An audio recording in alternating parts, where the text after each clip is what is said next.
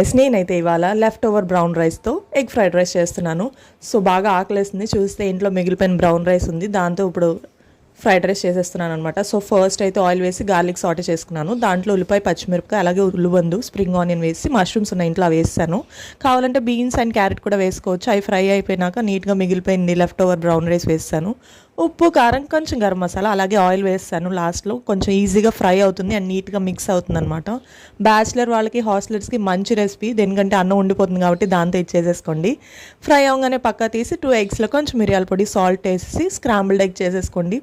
Already చేసిన రైస్ని దాంట్లో వేసి మిక్స్ చేసేసుకోండి. ఎప్పుడు వైట్ రైస్తో నేను అప్పుడప్పుడు బ్రౌన్ రైస్తో కూడా ట్రై చేసేసేయండి. అండ్ లాస్ట్లో కొంచెం కొత్తిమీర వేసేసి గార్నిష్ చేసుకోండి. మన yummy tasty brown rice egg fried rice కూడా చేసుకోవచ్చు అని నాకు కూడా ఇవాళే తెలిసింది. సో సూపర్ ఉంటుంది అండ్ ఆనియన్తో మంచి ఎక్సలెంట్. అంతే video. Bye. Please do subscribe.